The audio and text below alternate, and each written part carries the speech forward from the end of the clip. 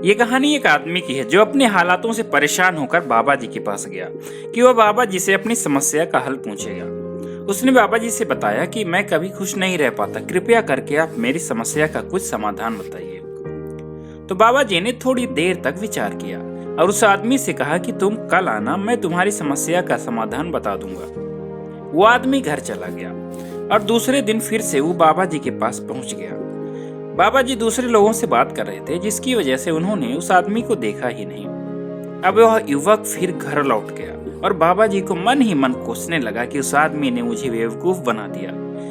तीसरे दिन फिर उस आदमी ने सोचा कि एक बार और जाकर मिलूं कि आखिर बात क्या है, और इस बार वह काफी गुस्से में बाबा जी के पास पहुंचा। बाबा जी उसे देखकर ही समझ गए कि आदमी आज गुस्से में है, इसलिए वो कुछ बोले भी नहीं।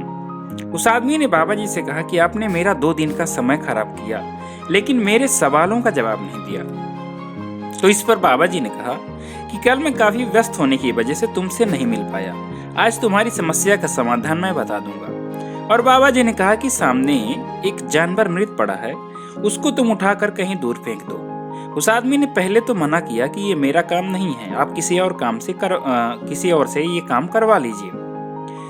तो बाबा जी ने कहा कि मैं तुम्हें इसके बदले कुछ पैसे भी दिलवा दूंगा। पैसे की बात सुनकर उस आदमी ने उस जानवर को बाहर दूर फेंक दिया और फिर लौट कर आया तो बाबा जी से फिर सवाल का जवाब पूछा। बाबा जी ने सबसे पहले उसको जानवर फेंकने के बदले कुछ पैसे दिए। तो आदमी ने कहा कि पैसे बहुत कम हैं, आप मुझे कुछ और पैसे दीजिए। तो बाबा जी ने कहा कि तुम्हें अब ज्यादा पैसे नहीं मिलेंगे। और किसी तरह उस व्यक्ति ने बाबा जी की बात मान ली और फिर बाबा जी से समस्या का समाधान पूछा।